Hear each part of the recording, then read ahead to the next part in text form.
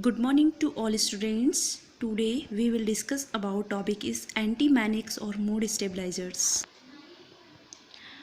Anti-manic drugs, any drugs that stabilize mood by controlling symptoms of mania, the abnormal psychological state of excitement.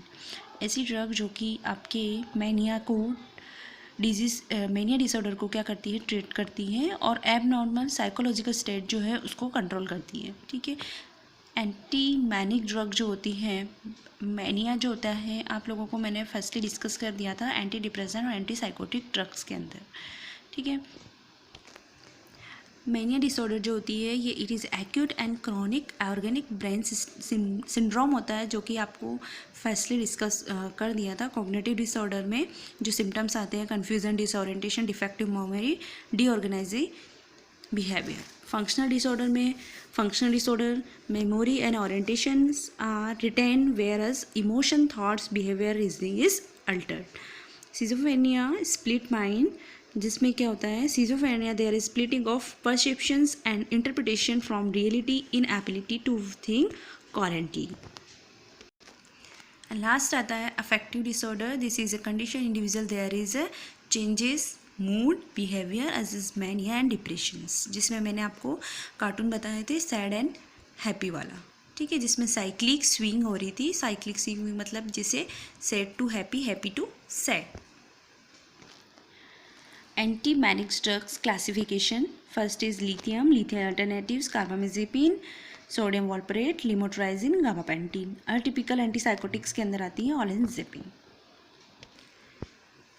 First is lithium. Lithium was use during 19th century to treat gout. Gout Hindi में बोलते हैं उसे अपन गठिया रोग। ठीक है, lithium salts such as lithium carbonate, lithium citrate, lithium orotate and are mood stabilizer. Lithium salts जो होते हैं आपके, लिथियम कार्बोनेट, लिथियम साइट्रेट जो होते हैं ये आपके सॉल्ट्स फॉर्म में यूज़ किए जाते हैं। ठीक है, मूड स्टेबलाइजर के अंदर।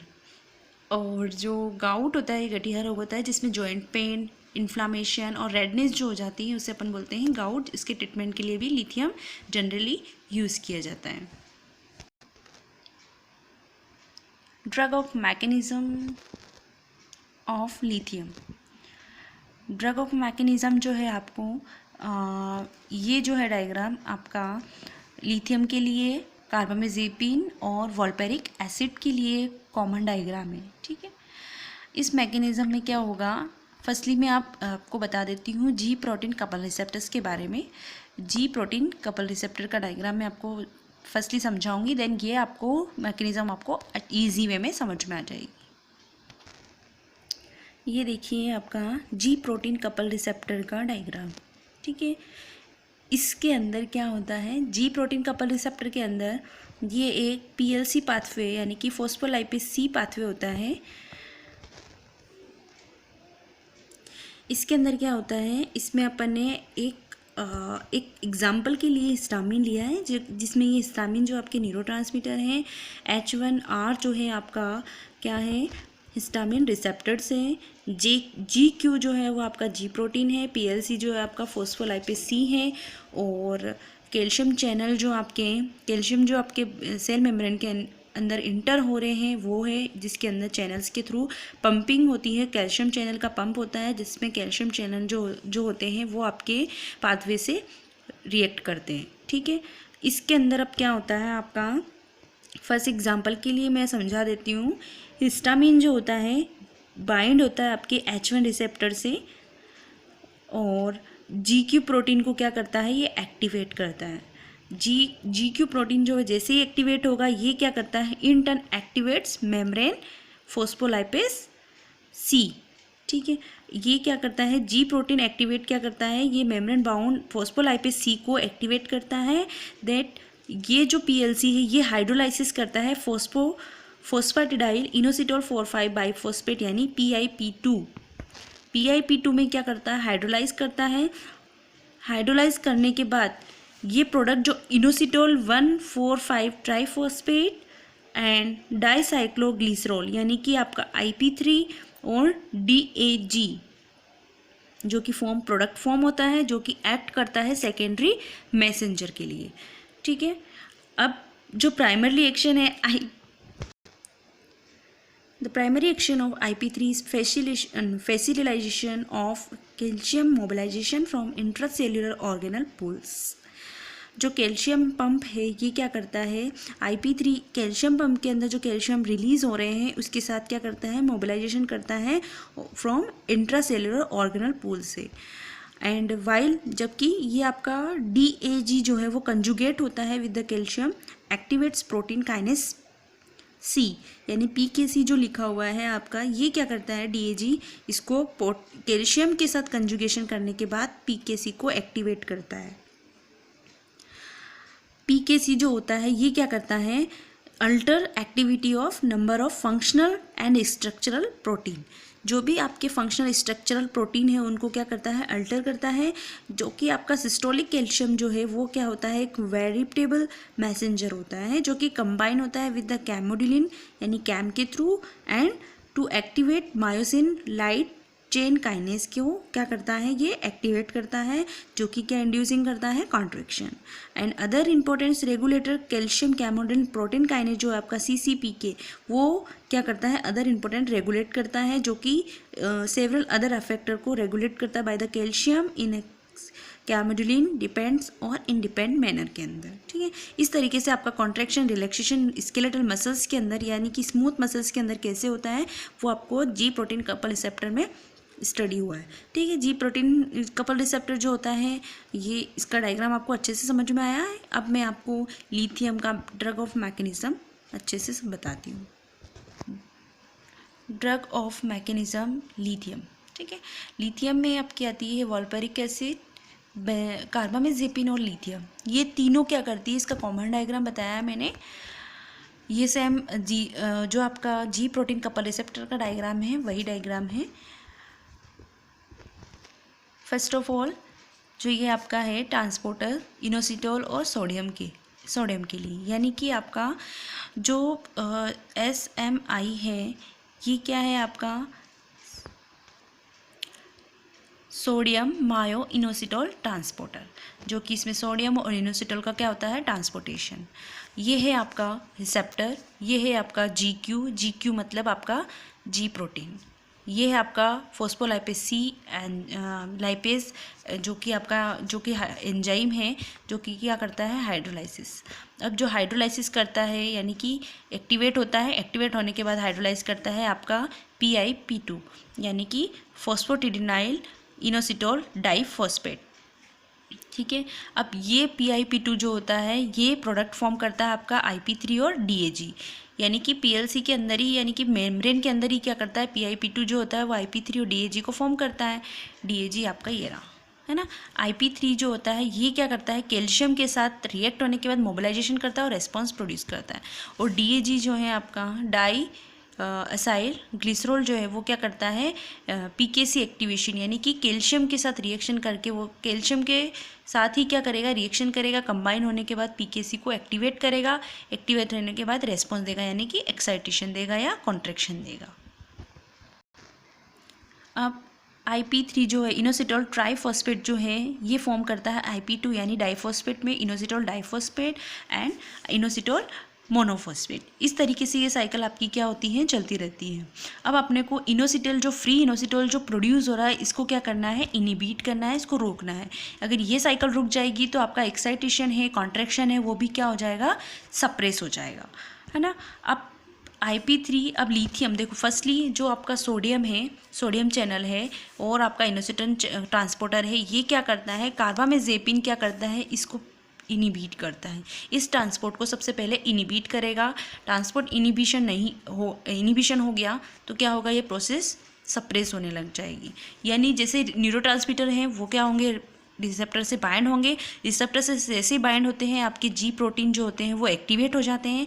एक्टिवेट G प्रोटीन क्या करता है, एक्टिवेट G प्रोटीन फोस्फोलाइपेज C को क्या करता है, एक्टिवेट करता है मेम्ब्रेन के ऊपर, है ना। मेम्ब्रेन के ऊपर ये फोस्फोलाइपेज C जो है ये क्या करता है, दो फॉर्म करेगा, दो फॉर्म मतलब आपका IP3 और DHE, ये मैंने समझा दिया था, ठीक है। अब इस तरीके से ये स्मूथ मेम्ब्रेन या स्मूथ मसल्स पे जाकर क्या होती है, ये सारी रिएक्शंस होती हैं।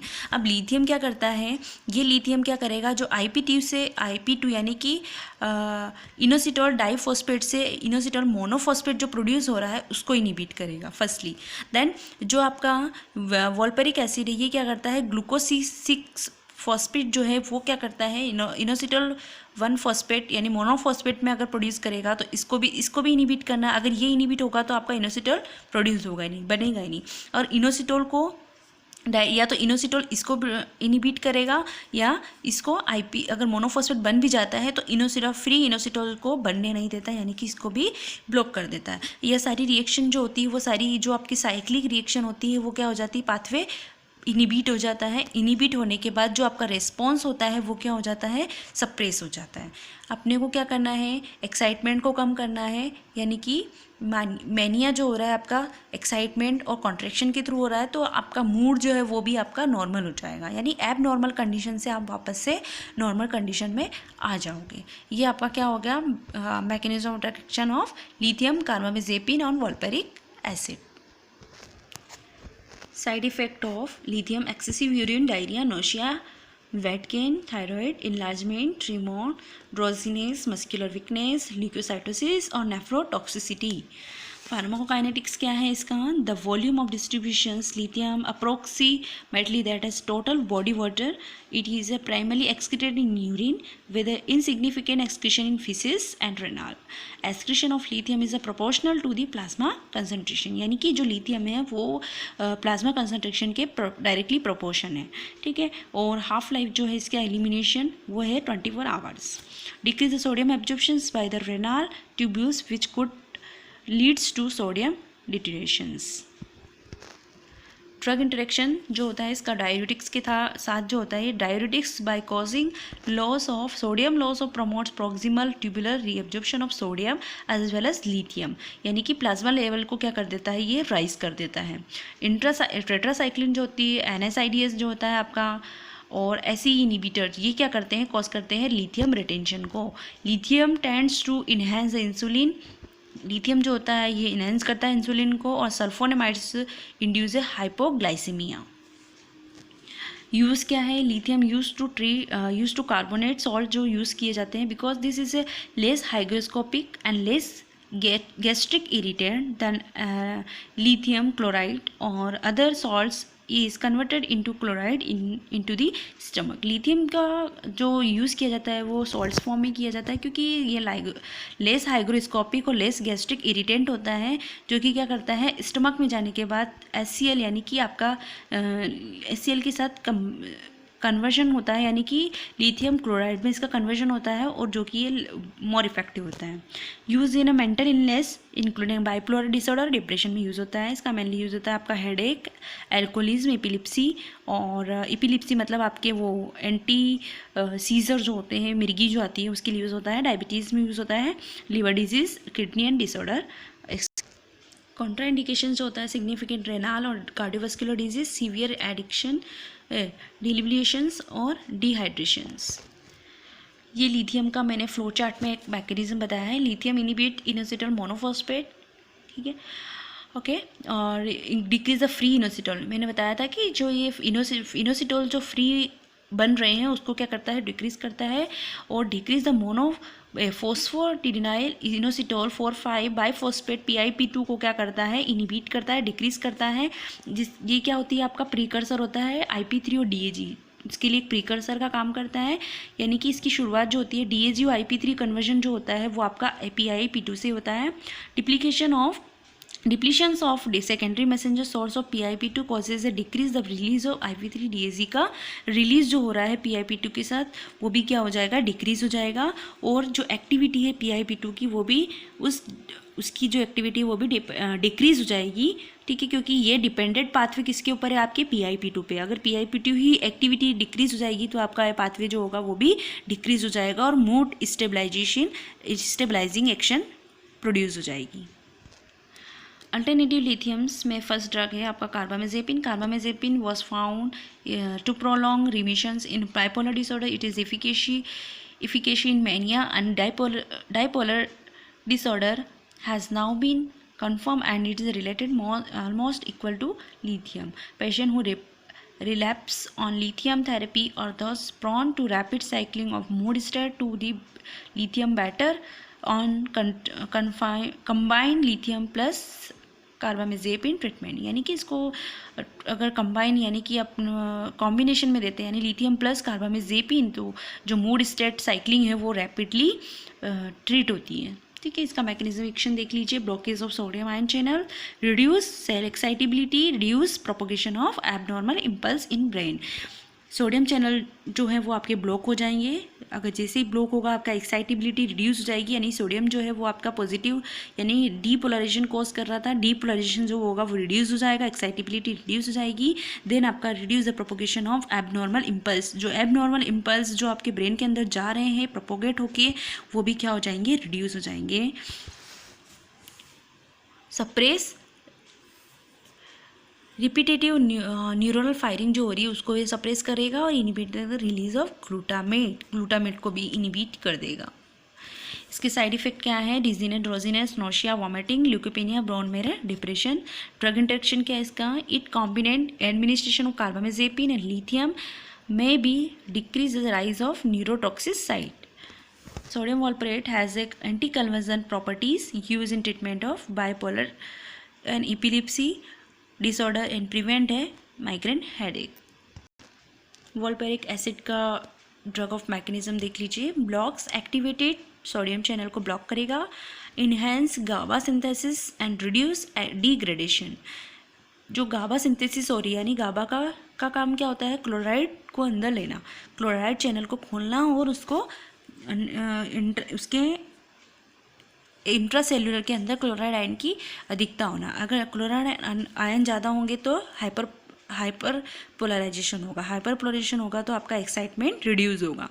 Suppress glutamate action and blockage C type calcium channel, जो कि आपको पंप में मैंने डायग्राम फर्स्ट डायग्राम जो आपको बताया था जी प्रोटीन कपल रिसेप्टर का, उसके अंदर जो जी प्रोटीन टी टाइप्स का जो कैल्शियम चैनल्स होते हैं उसको भी ये क्या कर देता है, ब्लॉक करता है. जाकि अब आता है pharmacokinetic. Well absorb into the blood stream with bioavailability is 81 to 90%, 89%. Peak plasma concentration 2 hours होता है. Highly bound to protein in the blood और approx 30 to 35% of original activity ingredients excreted in urine and remaining majority in first metabolize. Overall, the clearance of the drug ranges from 7 to 16 hours. Adverse effect क्या है इसके, anorexia है, vomiting, heartburn, drowsiness और ataxia और tremors. अब last आता है atypical antipsychotics, जो कि फर्स्ट ड्रग है आपकी olanzapine. It is a antipsychotic drug. Its belongs to thiobenzodiazepine class. It is use in treatment of mania. Contraindications क्या हैं इसके, hyper sensitivity, glaucoma, pregnancy and lactation. Side effect क्या है इसके, peripheral oedema, dizziness, constipation, dry mouth, weight gain, hypotension, headache, joint pain, tremors, cough and chest. Pharmacokinetic क्या है, atypical antipsychotic की, well absorb when taken orally, peak concentration 6 hours, metabolized by the liver, excreted in urine. और use इसका mania, schizophrenia और साइकोसिस में generally use किया जाता है. Next topic is hallucinogens. Hallucinogen जो होता है ये साइकोटोमाइमेटिक्स और साइकेडेलिक्स और डायलेप्टिक्स और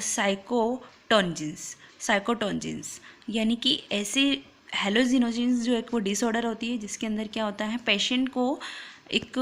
पेशेंट का जो मूड होता है, बिहेवियर होता है, थॉट होता है, वो क्या हो जाता है, चेंज हो जाता है. ठीक है, हेलुसिनेशन जो होता है एक प्रकार का भ्रम होता है. मैंने पहले भी समझाया था आपको. हेलुसिनेशन में क्या होता है कि पेशेंट को क्या होता है, एक इमेजनरी कन्फ्यूज़न रहता है, यानी कि वो जो चीज़ सामने होती है वो दिखाई देती नहीं होती है, वो भी दिखाई देती. कहने का मतलब जो सामने नहीं है तो भी दिखाई देगा, यानी कि जो चीज़ है ही नहीं फिर भी आप उसका क्या कर रहे हो, उसको उसको देख रहे हो, यानी कि वो आपको दिखाई दे रही, इमेजनरी शो हो रही है लेकिन एक्चुअल में होती नहीं है, दैट मीन्स आपको वो भ्रम हो रहा है, हेलुसिनेशंस। हेलुसिनेशंस जो ऐसी ड्रग होती है, अब इसका जो हेलुसिनेशन के ट्रीटमेंट के लिए कौन कौन सी drug, this are drugs which alter the mood, behaviour, thought and perception in manner similar to that seen to साइकोसिस, यानी कि किसकी जैसे होती है, मेनली साइकोसिस जैसे ही इसके सिम्टम्स दिखाई देते हैं। और बट साइकोसिस में क्या होता है, मेंटली जो होता है वो इलनेस होता है, बट इसके अंदर क्या होता है, आपको एक भ्रम जैसा होता है, कन्फ्यूज़न रहता है आपको, है ना, जो चीज़ होती नहीं है वो भी आपको दिखती है और वो आप उस टाइप से आप बिहेव भी करते हैं। टाइप्स ऑफ हेलुसिनेशंस में क्या होता है, ये दो टाइप का होता है, क्लासिक और dissociative. Classic hallucinations, these are typical produce visual auditory hallucinations may result in altered sense of time and lightened sensory experience. Dissociative hallucination, they produce feeling of attachment such as derealizations, the feeling that are one detached from the reality or that things are not real, and depersonalization, the feelings that are one attached from one's on physical body. Hallucinations के अंदर कौन कौन सी जो आपके synthetic drugs हैं वो है आपकी इंडोलेमाइंस डेरिवेटिव्स के अंदर फर्स्ट ड्रग आती है लाइसर्जिक एसिड डाई इथाइलेमाइड यानी LSD। ये सिंथेसाइज होता है, सिंथेसाइज बाय द हॉफमैन 1938 में, who was working on chemistry of ergot alkaloids and himself experience it's hallucinergic effect. It is pronounced central sympathetic stimulation. Its action appears to involve serotonergic neuronal system in brain. Second drug है आपकी lysergic acid amide, the close relative of LSD but 10 times less potent, found in morning glory epome violence seeds. Third is psilocybin, found in Mexican mushroom Psilocybe mexicana. Harmine जो होता है, harmine is present in vine Banisteropsis capi, found in Amazon region. आपकी होती है bufotenin, isolated skin of Bufomyrensis. It is also found in Daba snuff in the mushroom Amantina muscaria. Second category है आपकी phenyl alkylamines, इसमें first drug है आपकी mescaline from Mexican peyote cactus Lophophora williamsii. It is a low potential hallucinogen used to native during ritual. It is a phenylalkylamine but does not have a marked sympathetic effect. Ecstasy, methylene dioxy methylamphetamine is a amphetamine-like synthetic compound, is stimulant hallucinogenic property. Next category है आपकी aryl cyclohexyl amines, इसमें first है आपकी phenyl cyclidine. It is anticholinergic which activates sigma receptor in brain, causing a disorientation, distortions of body image, hallucination and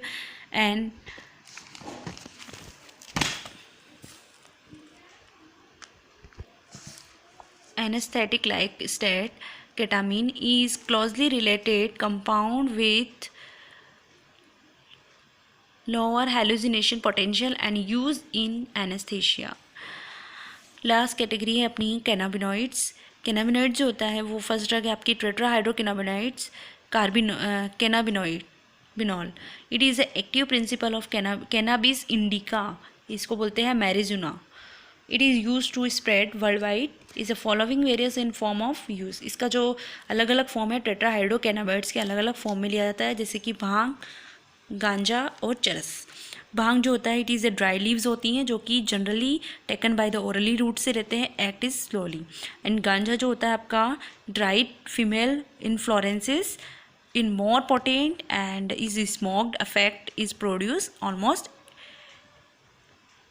intensely. और फिर आता है आपका चरस। चरस जो होता है it is a dry resinous extract from the flowering tops of leaves of most potent smoke with the tobacco also called is hashish. इस तरीके से इसके क्या होते हैं, यूज़ होते हैं, जो कि आपको पता है कि नशे में जो यूज़ की जाती है, इसका मतलब वो माइंड को क्या कर देता है, सप्रेस कर देता है।